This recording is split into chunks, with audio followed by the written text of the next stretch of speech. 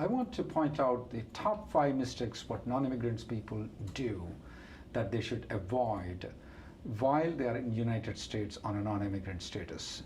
We also want to bring in what's going on with the immigration bill in the Congress. We will update about that. We will also update about the I-140 premium processing. What are the things that are happening, especially for those people who are actually in the downgrade application where they're trying to do the premium processing. What are the things that are happening with that? Also, about the stimulus checks for the non-immigrants. If you receive the stimulus check, what should you do about it? Should you take, should you not take about it? My name is Rahul Reddy. I'm an immigration lawyer. Along with me is my business partner, Emily Newman. Emily? Now, on the common mistakes, Emily, that we see people doing on non-immigrant visas, can you tell what are the common mistakes where they can avoid easily, Emily? Yeah, I think one of the top ones I see is waiting too long to file your extension. We know that you do have usually the option of premium processing, but you also want to make sure that just because you can file your extension and let the I-94 expire and you can stay based on that pending extension, that's a big risk because the extension could get denied, your I-94 is expired, you're unlawfully present immediately. It's very difficult to get back into status once you get to that point. If you file your extension early enough, it gives you time to make alternate arrangements if something goes wrong. So it just kind of helps a lot, and especially of long processing times. It's taking forever just to get receipt notices, so file early. Don't wait till the last minute to file your extension. What else do you think is a top mistake?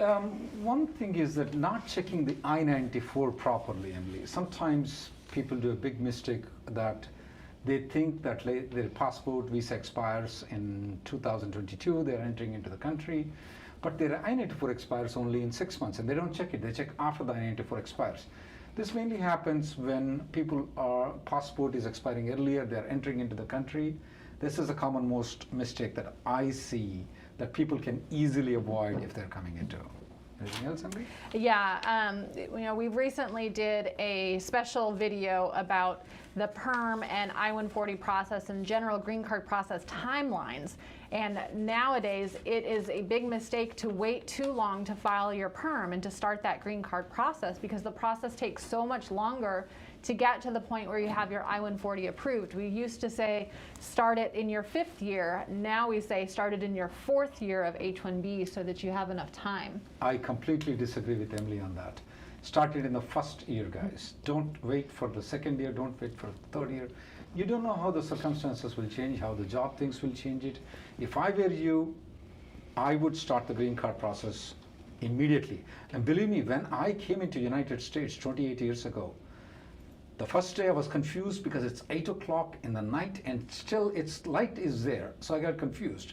The next day, I got my census up. I called up an immigration lawyer. I said, how do I get the green card? That's how early I started when I wanted to get the green card. I want people to start as early as possible if they can possibly can. Think of all the possibilities you can have to get the green card. Don't wait until the last minute. Start from the day one. If you can, if you get confused like me, dozed up, and you don't know why 8 o'clock light is still there, yeah, maybe the next day. That's the way I prefer people to do it. Emily, on the other pitfall that I see is that a lot of people do is that they like to look into some short-term benefits, though. When there is a long-term path for them, and they try to look for short-term path, and they try to see if there is any short form they can get it, either the employment authorization or green card process, and they fall into these pitfalls many times. Can you cite some of the examples of those things, Emily? Yeah, a great example of this is people who are on F1 status, have their OPT, are running out of OPT time, and don't get selected in the lottery. They tend to kind of take desperate action, and sometimes desperate makes us stupid.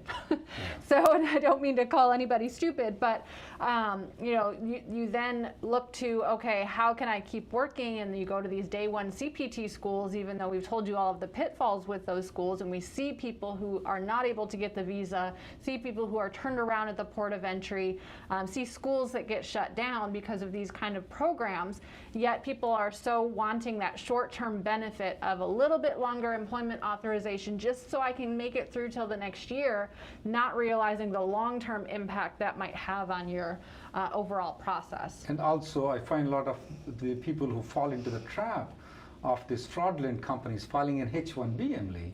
And these people go for in-house project, Emily, and we all know what that is. They file with the in-house project when there is no in-house project and file a H-1B. And surprisingly, they get even their H-1B approved. And what happens is that later on, after 2 or 3 years later on, their first H-1B gets revoked, and they fall out of the normal range, and they will have to leave the country, and it's going to be very hard for them to come back. I also noticed, Emily, that some of these people, especially, have used companies like Integra and Aztec, which actually never existed. I mean, the company existed, but the office never existed. Nobody met these people ever, because they're actually operating from India, and approximately 7,000 to 10,000 people have provided the experience letter saying that they're working for these companies. And if you combine Integra and Aztec combined, Emily, they are the #1 employer of the OPT and STEM extension in the entire United States. They are bigger than Amazon, they're bigger than Microsoft, they're bigger than Apple. I mean, that's surprising to me that they are in the top 5 of these things. And right now what's happening with these people is that they're getting their F1 visas revoked, they're getting their H1Bs denied, they're getting their H1Bs revoked also, some of these people. So be careful, don't fall the trap of the short-term things. If something doesn't work for you, there's nothing wrong. You can go to your home country and come back again victoriously, but don't try to fall into these short-term things. Yeah, and I think one other top mistake people make that are non-immigrants is having unrealistic expectations of the immigration process.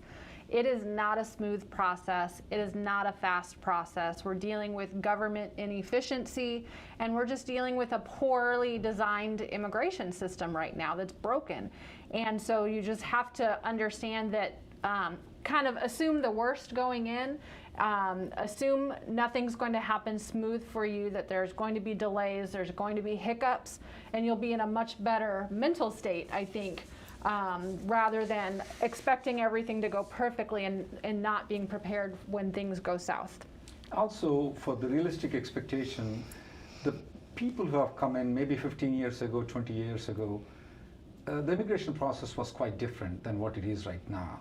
The immigration process is changing, ever changing, and believe me, it's not getting easier, guys. So have a realistic expectation. Expect that, okay, your green card time is going to be X amount of time, and I'm not going to tell you the time. It's definitely, if you're going to start the process right now, it's going to be a long, long, long, long time. That's all I can tell, if you're from India particularly. So expect that in that way, then you can plan your life accordingly and behavior, whether you want to calculate your family things, how you're going to take care of the kids, how the finances are going to be there. If you have a realistic expectation of immigration, then you can plan accordingly and behave accordingly. That's going to be, you'll be in much better shape if you do so. I mean, what's going on in the immigration bill? Is it, I thought that it's going to be put on floor this week. So the latest news articles we've been seeing about the comprehensive bill, or Biden's U.S. Citizenship Act, doesn't look like the House plans to take it up at all in the month of March. What they are looking at taking up next week are small bills that are individual topics, such as farm workers and DREAM Act type of bills. They're planning to bring to the floor for a vote next week. What about our employment-based? Nothing beneficial for employment-based immigration is expected to come up in the House next week, unfortunately. So the bill that is the Citizenship Act bill, which has the provisions of the employment, it's not coming up. Correct.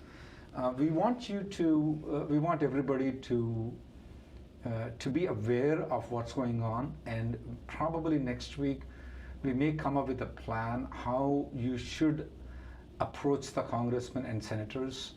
At this point of time, it's premature, it's too early right now to contact the congressmen to ask a certain aspect what to be done, because at this point of time we cannot even tell them what to do, because there is nothing concrete other than the immigration bill, which is not coming to vote. Is if it's already decided that they're not going to put the employment at all, then there is a different action we would suggest. So please come to our YouTube channel and Facebook channel every week. We will update you, and if there is anything that we think so that it's better for you, we will give you the directions, and you can contact the congressman at that point of time. Emily, on the I-140 premium processing, have we got any premium processing cases accepted? I'm speaking of the downgrade applications, though. Yes, so again, this is a situation where we didn't file in premium processing because that's not a possibility, but once we get the receipt notice, we're upgrading to premium processing.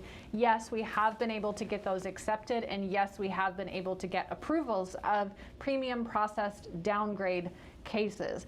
Now, what would you, say are the benefits of downgrading? Why would you recommend of the premium processing for a downgrade? Oh, of course, premium processing has a lot of advantage, guys. One of the major advantages is that once the I-140 is approved, they will have freedom to do what they want to. Just in case if they want to move out of the company that filed the adjustment of status, they can go to a new company and just file a 485J supplement. And if they have an EAD already approved, they can just move to a different company. That's one of the greater advantages that I see for them. The other thing is that a lot of people are under the presumption that if you file a premium processing, you tend to get an RFE. That is not right at all. It is based on a false premise. If you are going to get an RFE, you'll get an RFE faster. That's all it is. So I don't see any benefit in you having an I-140 pending for a long period of time. I would rather want to get the result so that I can plan my life accordingly. If the I-140 is approved, my plan will be different. If I-140 is not approved, my plan will be different. So that's one thing that I want to have it. The other thing is peace of mind. I don't want to be in this limbo for a long period of time. I want a peace of mind. I'm willing to spend the $2,500. And there are some cases that are getting rejected, the premium processing, but these rejections are only the premium processing rejections, not the underlying I-140. So when you pay the $2,500, they're saying, hey, come back after 1 month. So you practically can refile the entire application again, no problem with it. So why, you're not going to lose the money of $2,500 if they reject it. There are cases in our office where it got rejected, we file, and there are some cases that got rejected a couple of times. And then finally, everything is getting accepted in premium processing. So even though your lawyers might be suggesting you that, oh, well, let's wait it, go and file it. You're not going to lose the $2,500 under any circumstances. Yeah, maybe if your lawyer is asking an extra cost for sending the FedEx, yeah, I see there's nothing wrong. The guy is doing good. You should pay him the FedEx charges again because he's sending again and again. Nothing wrong with it. That's the only thing you're going to lose, and I don't think so you're that much worried about the FedEx charges. So please, if I were you, I would go for premium processing. What would be the one case where you would not do premium processing? Oh, yeah. If my kid is born in India and the kid is teenage though, I definitely don't want to do premium processing. The reason is that the time period the I-140 is pending will be deducted from my kid's age. And that's the reason why it is too dangerous to do for the people where the kids are teenagers born in outside the country and you file the adjustment of status. I will not do premium processing. There's another video, Emily and I presented it. I want you to look into our YouTube and Facebook channel. Please look into that video. That is only for the kids who are aging out, who are becoming 21, either they're on adjustment of status or in the non-immigrant.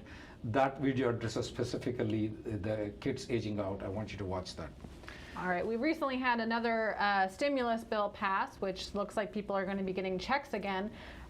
If someone who's watching this, who's in non-immigrant status, gets one of those refund checks, are they able to use it? Does it have a problem with public charge? No, it's not a public charge. It's the tax that you paid that is giving it back to you.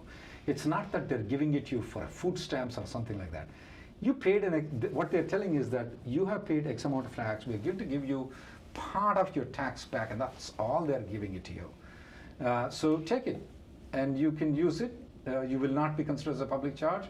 If you ever feel, you have too excess money, well, send it to me, I'll take it. No, absolutely fine, you're good. You can take the stimulus check, you'll be fine, guys. It's not a public charge. Stimulus check is not a public charge. You can take it, you can use it, absolutely nothing wrong with it. All right, time for some questions. Sudhir from Facebook wants to know if it's safe to travel while the H-4 EAD is pending. So I'm going to assume that you mean you or your spouse already has H-4 status secured and you just filed an EAD by itself and are waiting to get that approved. In that situation, once the EAD is filed, you can travel in and out while you're waiting for the approval. However, if you mean you filed an H-4 extension or an H-4 change of status with the EAD, that can be a little riskier. Generally, an extension of H-4 status, you can travel while it's pending. You can go to the consulate, get the H-4 visa stamp using your spouse's H-1B approval notice, and you don't necessarily need that H-4 extension. But the risk is if you've been waiting for your biometrics to be done and you leave and the biometrics notice comes while you're gone, your H-4 will ultimately be denied, which is not a problem for your H-4 status, but that can trigger the denial of the EAD that you've been waiting for. So that's one risk.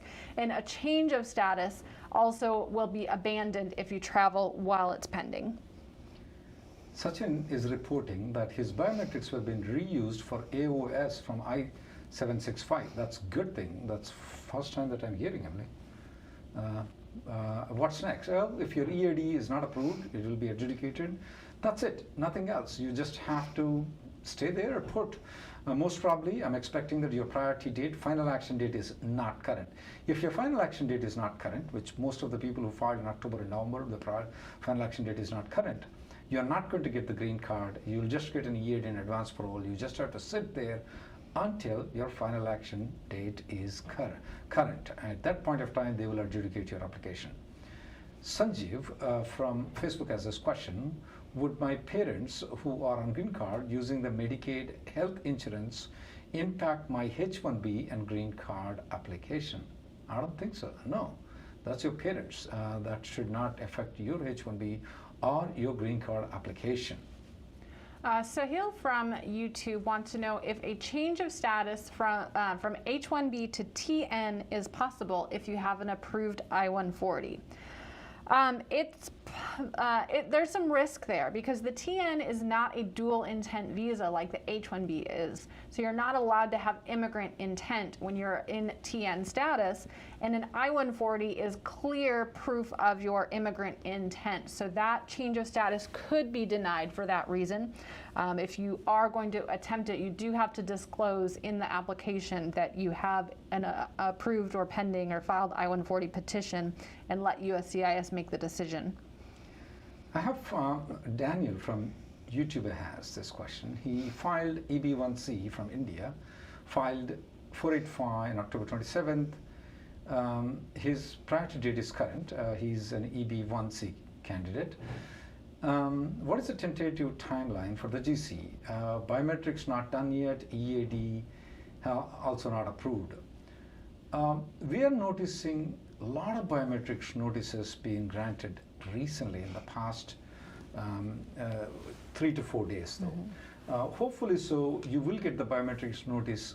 I'm expecting probably in a week's time or 10 days time, I'm expecting your biometrics notice. Then comes the green card, the $1 million question right now. Since your final action date is current, unlike the previous guys, they may choose to waive the interview and grant you the direct green card. They may choose to interview you. Although for the EB1C, recently we have noticed that they are waiving the interview for a lot of people. When it comes to the EAD though, there are some officers that are not even approving the EAD because they are just approving the green card. Why should I approve this guy EAD, advance parole? I do all these things. Let me approve this guy green card so that I can deny the 765. We have noticed that. It could happen for you that they don't approve your EAD and directly approve the green card. That will be very good. And these are the denials I love. EAD denied, advance parole denied because your green card is approved. Wow, That's a good thing. It could happen. Now, even though online the timeline says differently, there is a good chance that they won't stick with the timeline. You may get a green card earlier. But always, try to have expectations, where, these are all the things that possibly can happen. Not that in every case it will happen. There is a possibility, very good possibility that could happen. Or otherwise, you will have to go with the processing times. If you go online, you can see USCIS processing time. They're anywhere between 15 months to 45 months to adjudicate the 485 application. Even though your priority date might be much more longer, it is the 485 receipt notice that they'll count for the processing time. Karthik from YouTube has an approved I-140 that's been approved for over 180 days and is planning to move to a different state. And he wants to know, does he have to start the entire process over again? Well, it really depends. I'm assuming, number one, that you have not filed the I-485, so you're not eligible for AC-21. So the next question would be, is your job moving? The job that you were sponsored for, is that moving to the other state and not coming back? If that's the case, then your labor certification is no longer valid, and yes, the process has to be filed over again. New labor certification based on recruitment at the new work location and new I-140 petition, but you get to keep the old priority date. Prashant from YouTube has this question. Can my spouse travel to India on H4 and enter back on H4 while her AOS EAD is in process? Answer is yes, she can. She will not have any problem whatsoever at all in her entering back into H4. Her EAD will be processed and will be adjudicated, will not have any problem. EAD can be approved even when she is outside the country. One caveat, the I-131, also called as advance parole, should be denied, will be denied, but if by any chance it's not denied, don't count on it. Don't ever use that one. That's a big danger. Once she comes back into the country, I want her to file an I-130 application again. One other thing that I'm noticing, Emily, is that for the EAD and advance parole applications, they are taking a little bit shorter time right now to get the approval, especially if they have not filed along with the adjustment of status. They file later on, we're getting the approvals much faster. I don't know why, but we're getting much faster approvals for them. But in general, though, if you file with the adjustment of status also, we are noticing that the time period is anywhere between 2 months to 10 months right now. So just because your friend got approved in 2 months doesn't mean that you're going to get approved in 2 months. It could take 10 months, and it doesn't go in line, guys. The immigration doesn't work in first come, first out basis most of the time. Nitya from Facebook recently got, well, not recently, back in September had gotten the H-1B visa stamp with the national interest exemption from the presidential proclamation, but lost that job due to a company layoff, and wants to know, if you get a new job with company B, can you use that visa, or do you need a new stamp?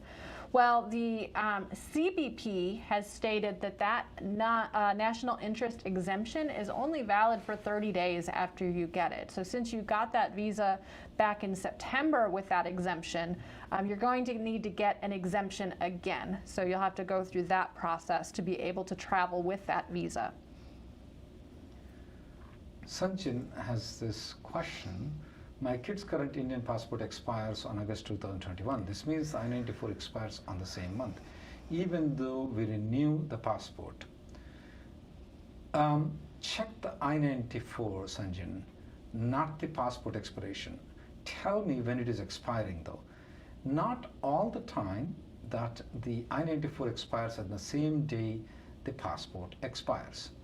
Normally, though, if you extend the visa while you are in the country, though, the passport has to be valid on the day you're filing an application.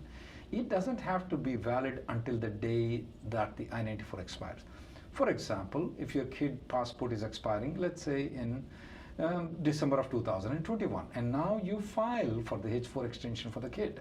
And if your H-1B is granted for 3 years, the kid's H-4 will be granted until 2024, even though the passport expires in December of 2021.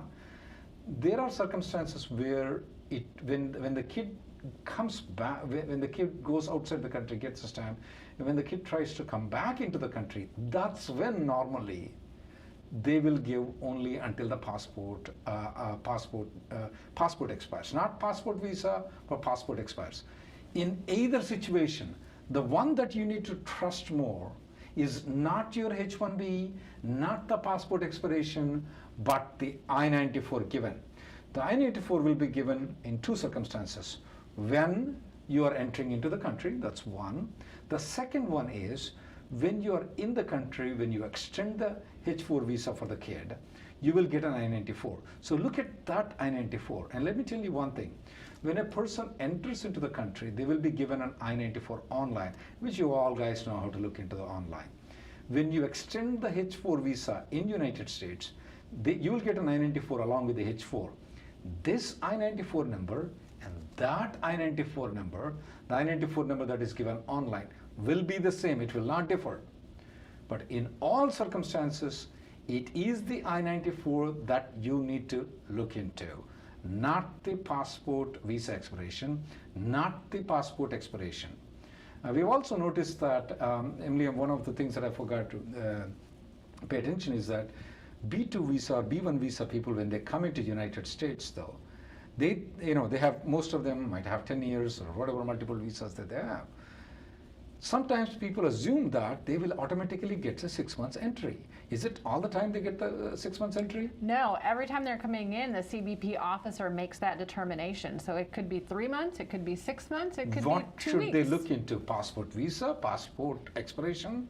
What should they look into to find out? Always look at the I-94, and so that one's going to be the electronic I-94 through the CBP website.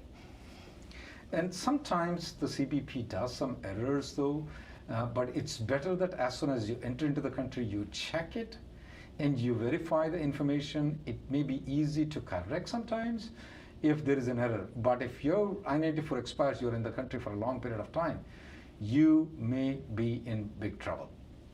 Mangesh from YouTube has a downgraded I-140, and he wants to know if after getting the EAD and AP, after the I-140 is approved with premium processing and he's waited 6 months, can he change the location for the same employer?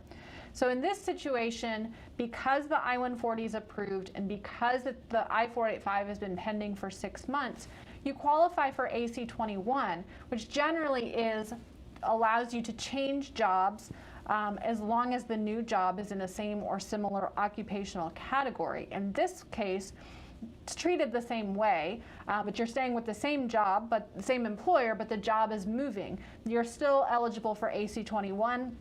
Your employer can submit an I-485 Supplement J to document that location change, and as long as your job duties remain similar, you can continue your green card process even though you've moved locations. Ferdinand has this question. I have just taken the biometrics. How long it's going to take for the interview? Ooh. It depends on the processing time. The processing time says 15 to 45 months for the 485 application. So that's a long period of time that it would take for the interview. Ferdinand, also, there is a chance that they may just waive the interview completely, especially if your final action date is current. They may actually waive your your interview. They may. Kalyan from YouTube is planning to switch from L1A to H1B and wants to know what the timeline is for that. Can you make that switch after October, and is it advisable? Great question, and I generally recommend people going from L to H that you have the option of consular processing for your cap subject H1B. So yes, your employer would file your registration in the lottery that opened today, and if you're selected, you can file the H-1B petition between April 1st and June 30th, and you have to request a start date of October 1st. But if you don't want the H-1 to kick in, the actual status to kick in on October 1st, you ask the employer or the attorney to request consular processing. That gives you the approval of the H-1B without actually changing your status. That allows you to activate it at some point in the future when you're ready to. This is particularly helpful for people who have L2 spouses with an L2 EAD, that they don't want the spouse to have to stop working immediately on October 1st. Now, how do you activate that H-1B once you're actually ready to change your status? Usually you would exit the country, apply for an H-1B visa stamp at the consulate, and then return, and now you're in H-1 status. You also have the option of filing a change of status from L1 to H1 when you're ready to do that, if travel is not an option at that time. Vic has this question. His friend has filed a 485 application. He did not mention the DUI. That happened 8 years ago. He received the receipt notice. What are his options? Will there be any issues? You can correct it. Not a big problem at all. I've seen this so many times and hasn't created much problem. You can send something called interfiling and request the USCIS that you had the DUI, your friend had the DUI, and provide the documentation. Send it in FedEx tracking, and then make sure that you have documentation, you send it. There is a good chance that you will be interviewed. So if by any chance, when you go to the interview though, the officer already have a track record that you have a DUI because your friend has a DUI because they got the biometrics, so he's there. So the officer is now furious at the time if he doesn't have the interfiling there that you lied to the application. When this happens though, normally what I do is that before I walk into the officer, before officer asks any question, I as a lawyer say that, look officer, my client had a DUI because of some error he didn't mention. Here is the DUI information. The officer nerves cool down, now he is fine. Now that you did not tell a lie, it was a mistake, and the officer is now completely cooled down. I mean, believe me, the officer does behave quite differently, and it happens. And there are some times where I have gone to the interview, and no matter how many times, there was an arrest record on one of my clients. And he did not tell me. And I asked him, and he did not. And the officer asked the question, hey, have you been arrested? And he said, no. And when the officer asked, have you been arrested? I told the officer, wait. When the officer asked 2 times, I told the officer, can you excuse me? I want to speak with my client. So, in the lawyer, and I have communication, and then I communicated with the incident, how it happened, how we miscalculated it. But the officer was a little bit mad on my client, though, at that point of time.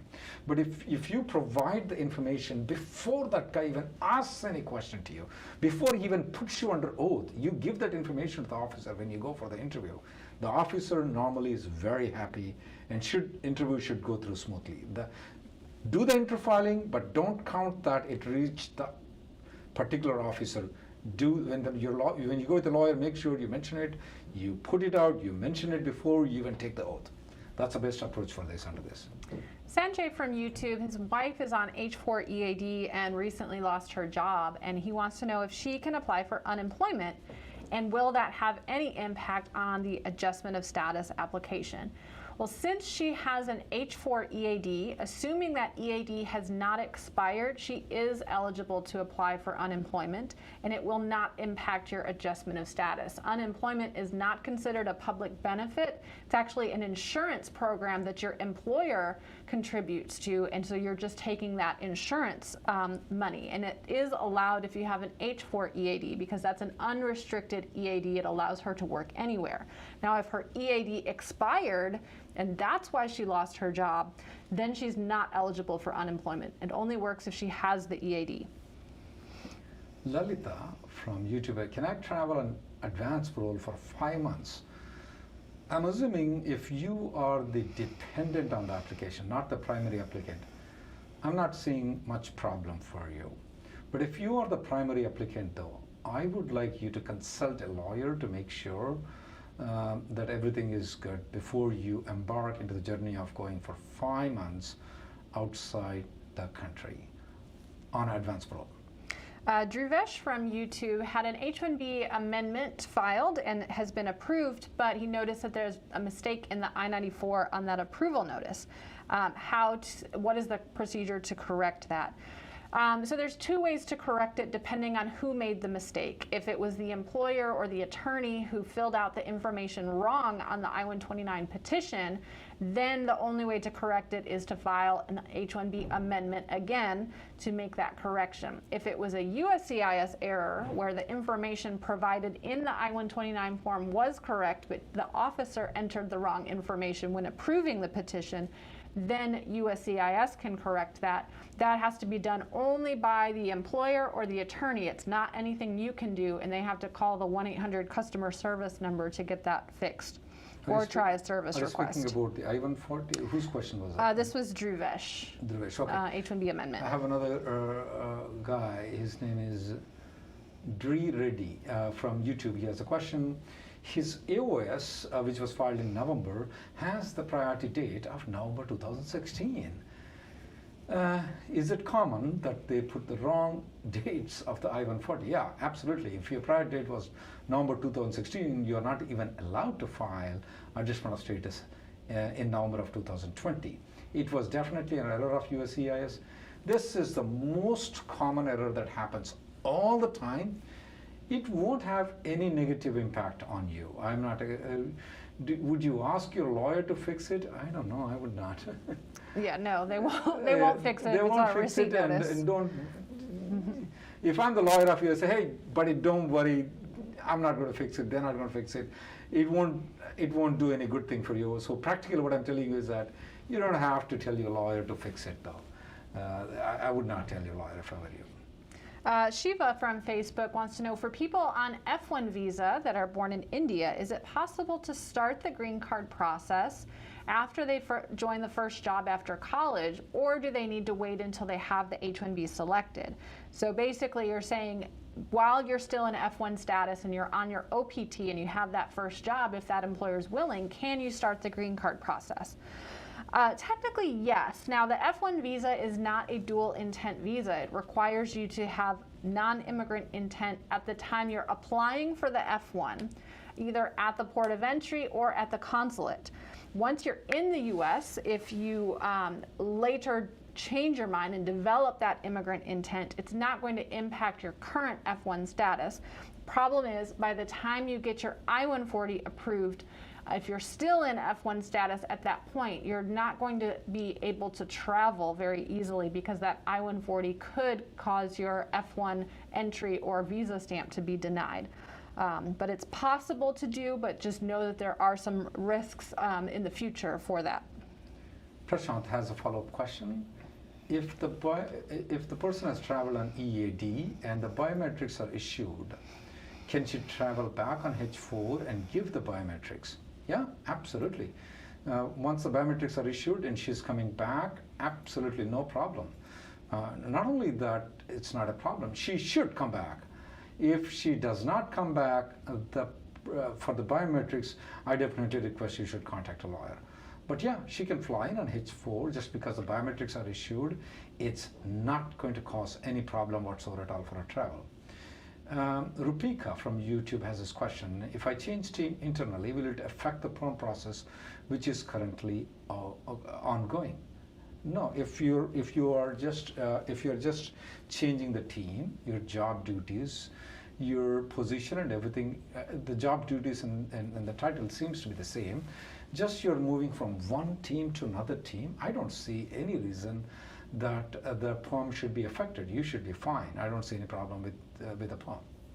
Shweta from Facebook wants to know, she got biometrics appointment for the I-485, and is there any way that you can contact USCIS to let them know this for your pending H-4, where you have not gotten biometrics yet, so you can get the H-4 and the EAD faster? We've been trying to do this for the past 1 to 2 months, just sending a letter to the service center where the I-539 is pending, along with a copy of the biometrics appointment that has a little stamp confirming that you showed up for your appointment. I can't say we've received any results from this. Now, in the other situation where you've not yet filed your I-539, we've started trying to include the biometrics appointment from the 485 along with the I-539 in the hopes of kind of alerting the officer, hey, biometrics have already been done, please reuse. But it may be a little more difficult where your I-539 is already pending. It's very difficult to send something that USCIS did not ask for in the mail and have it actually make it into your file, because there's nothing, they didn't request anything from you. There's no response they're waiting for from you. So doesn't hurt to try it. We've been trying it. Too soon to let you know that we've had any success one way or another. One other tip I give in the same instant is that take the I-539 receipt notice to the biometrics. Request the officer to say, hey, can you also apply my biometrics for this one? If you may have a good luck, you may not have a good luck, but you have nothing to lose if you try this technique of taking the I-539 and showing it to the officer. But irrespective of what happened there, whether you write a letter, whether you request, whether the officer complied with it or not, when you get the next biometrics for your I-539, do not neglect it. Go for that one too. Otherwise, you have a chance that the I-539 might be denied. Rahul from YouTube, currently on F1 with a STEM extension, and his employer is filing the H-1B this year and hopefully will be selected. And he wants to know if his H-1B is approved for consular processing, can he travel to India and come back in F1 status until the STEM EAD expires? Assuming that you have the valid F1 visa stamp, yes, that should be doable. You should be able to travel back and forth, assuming COVID is not an issue and travel is optional at that point. Having that H-1B consular processing approval should not impact your ability to enter on F1. One question, this is a tough question, Vijay Lakshmi has, Emily, I need your help on it. I-140 premium processing filed in Nebraska Service Center, no receipt notice yet, max out on April end.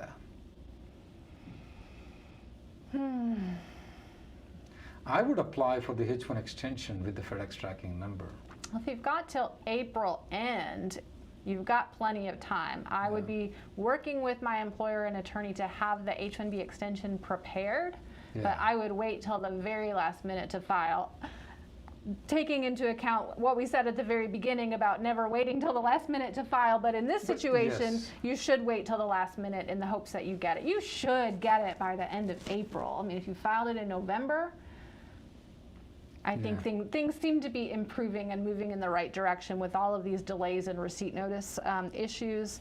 I would wait. Okay. Deepak has this question from Facebook. My wife is currently on H4 EAD. It's expiring. She's planning to file a H1B change of status. Can she continue working based on the H1B receipt?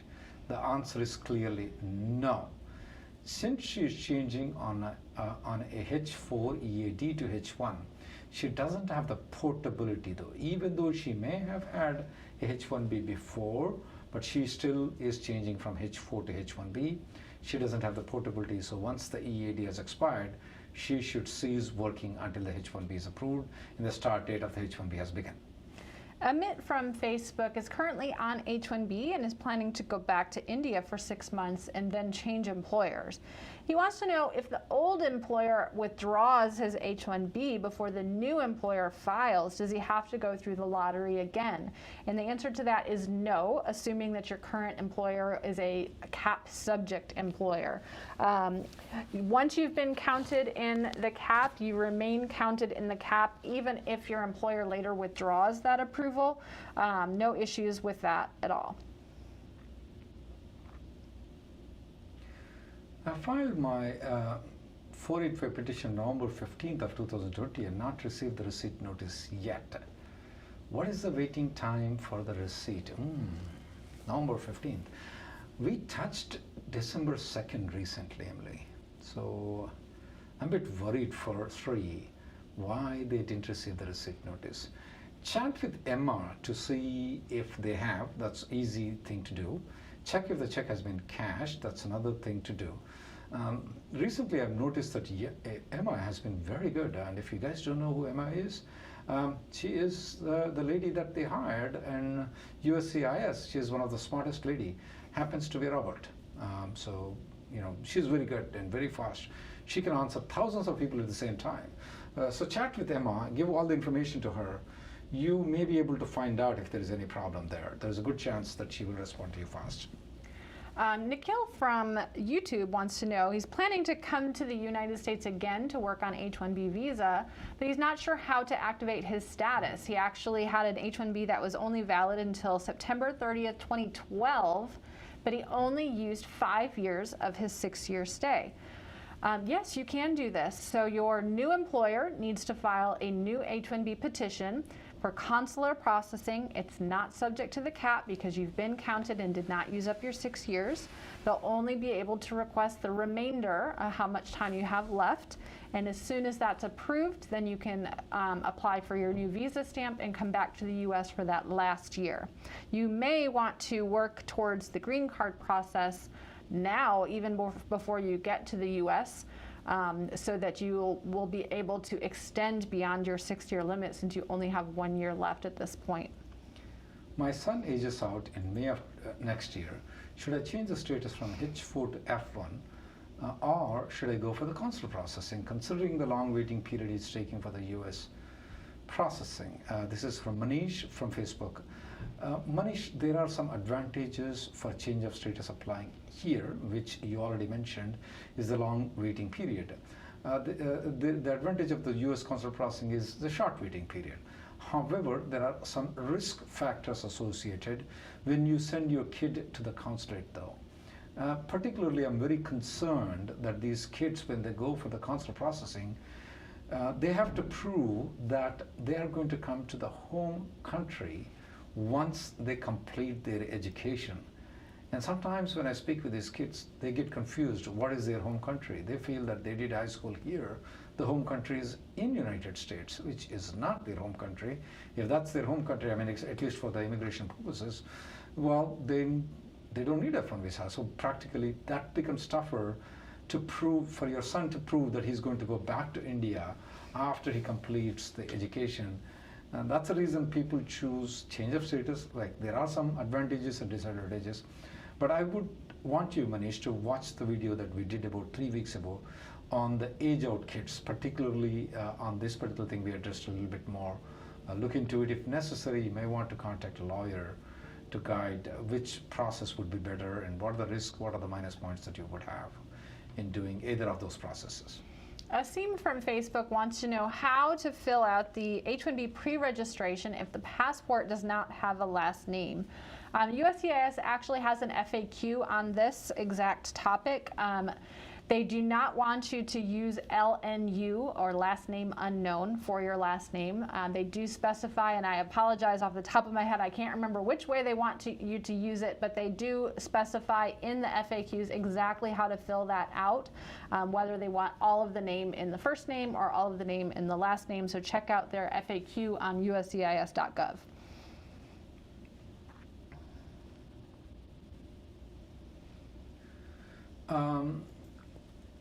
Parth has this question. My employer started processing POM. They have concern that the master's degree from the for-profit university might have a problem for the I-140.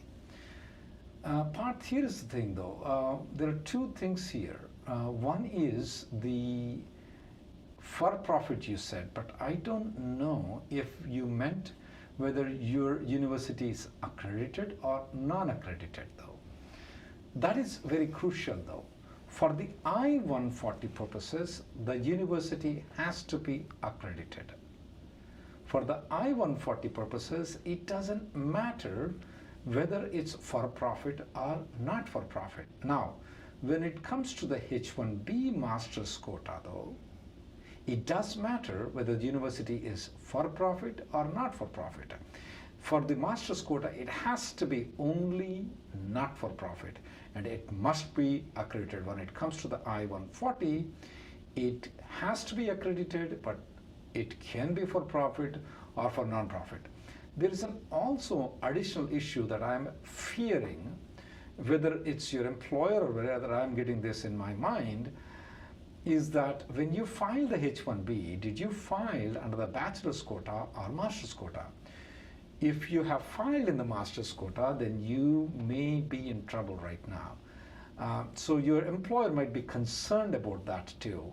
Not just this I-140, they can actually go back and revoke your H-1B if you are from for-profit university and you filed your H-1B in the master's quota, then they may revoke your H-1B. Narendra from Facebook had a question about Dropbox eligibility. Will they be extending beyond March 31st the current provision that allows you to use Dropbox as long as your visa has expired in the last 2 years? The normal rule is it has to have expired in the last 1 year, but they did extend that to 2 years during the COVID situation to try to help people who could not come in for the visa interview. We've not heard anything one way or another, just given the fact that consulates are still not operating at 100%. I kind of feel like they are going to extend it, but we have not heard anything one way or another. So stay tuned for more information on that. Ravi has this question. He has the 485 receipt notices, I-131, 764 receipt notices, and now they want to go for H-1B stamping. Oh. Do you have to wait for the EAD or biometrics or just to travel? I strongly recommend that you wait until the advance parole is approved. The reason is that, what if you don't get the stamping? If you don't get the stamping, are you willing to give up everything out and start the whole process A, B, C, D again and make immigration lawyers rich? I don't think so you should do it. You should wait for the advance parole. That's my advice. But now, technically speaking about, where technically means we lawyers make money, the more trouble that you are, the more money we make. Technically speaking out, you are eligible to go, and you are eligible, if you are eligible for the Dropbox, you will be eligible for the Dropbox, and you are eligible to get the H-1B and H-4 stamped and come back. Technically, that is, but my strong recommendation is to wait for the advance parole approval. Once the advance parole is approved, I want you to go there, because in case they don't approve your H-1B, you can always come back and advance parole, unless there is any derogatory remarks because of your H-1B. Most of the time, you could come back and advance parole. Abby from Facebook wants to know, should we still keep extending our H-1B even after we get the EAD?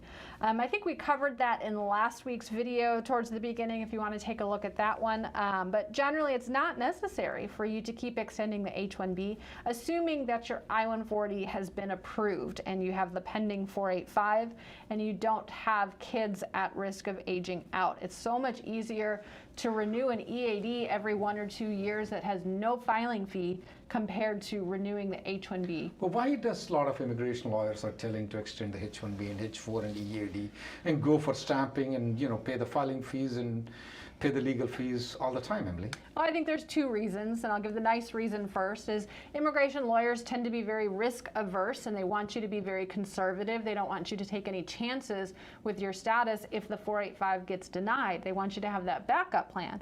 But the other reason is money. I mean, they get those fees. It's much more advantageous for the lawyer to keep extending your H-1B compared to you extending your EAD on your own, or even having the lawyer file the EAD renewal.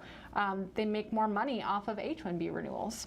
It's like this. You're traveling from New York to LA. You're buying a flight ticket, let's say Delta Airlines. You're flying one in business class and one in economy class.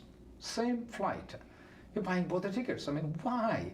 Well, for sure, the airline company will make money on you, no doubt, because you're going to travel only one. You only take one seat. That's one of the reasons why people may be. But compare, if you have the I-140 approval, you don't have any kids who are teenagers or born in India. If you have the I-140 approval, very less chances, and then you want to maintain H1, H4, H4 EAD, and every time you go outside the country, you're going to get the stamping and come back, and you're going to keep extending, and believe me, this adjustment of status may not be over. Could it be over in 6 months? Could it be over in 15 years? Are you going to maintain the H-1B for all these 15 years? I don't know. I don't know. I mean, that's good. I mean, make sure if you want to maintain the H-1B for all that, I will pay for a big, I'll pay for a, maybe I'll pay, buy a Ferrari on your name. and keep it for you so that I can keep driving that Ferrari. I wouldn't like to make an immigration lawyer rich, guys. Believe me, I was a client before. I don't like to make immigration lawyer rich. A tool from Facebook wants to know, he filed a marriage-based green card, already had the interview, I-130 is approved, but the 485 is still pending. How long does it usually take for the 485 to be approved after the interview? It very much depends on the local office where your interview occurred. That's where the case remains to be pending. Some of them approve it at the end of the interview. Some of them take a couple of weeks. Some of them take a couple of months. It's all up to the individual officer as well as what the local office normal procedure is. Question. Maria Vora from Facebook has a question. Prevailing wage taking longer? My employer is fine, saying that it's taking 4 to 5 months. Your employer seems to be right. Absolutely, yeah. Same thing is happening with our office. Believe me, Maria, it is happening in our office too. Every day it's happening. Shilpa from YouTube wants to know, do you suggest filing for an EB2 I-140 after filing the AOS using an EB3 I-140 in case the final action date becomes current for EB2 first? We talked about this one in a recent video as well, and I think you had a good analogy for it. Think of it as you're driving in traffic and your lane gets really, really crowded and takes forever, and then you see the other lane next to you going really fast, which is now the EB2 lane. So you get over into that lane, and what happens? Your lane stops and the EB3 lane goes faster. So, you know, our recommendation would generally be just wait it out, stay where you are. As soon as you hop into that other lane, you're going to end up at the back of the line. That happens to me all the time when I travel in LA traffic. But the only difference here is, Emily, whenever they're doing it, it's causing a lot of illegal expenditure also to keep on moving from one lane to another line. But when it goes to LA traffic, now I don't pay any money. So you have to keep that in mind too. In general, as I agree with Emily, that just if I were, I would just stay in the line and stay put and let's see how long it takes. Because the journey in adjustment of status, guys, you have come up on a H-1B, you have gone through the consulates, you have gone through the hula loops, you have gone through the Trump administration. Oh, believe me, that was the nastiest period I've ever practiced immigration law. And you have gone through all those things. But the journey in adjustment of status is very smooth, believe me, very smooth. And filing fees, what filing fees? No filing fees for EAD, no filing fees for advance parole. You don't have to go for stamping. It's so easy to get it. So the journey in adjustment of status is quite different than compared to the H-1B. The paperwork is so smooth. You don't have to give the end client letter, vendor letter, contracts, language in the contracts. Ooh, these nasty lawyers look into every part of the end client letter and they object to everything in there. You don't have all that. It's so easy to get it. I would go on the path of the and just stay put. I would take the path of adjustment of status. This is much easier, and you keep changing the lanes. It may get confused. It may lose the track. I wouldn't advise you for doing it.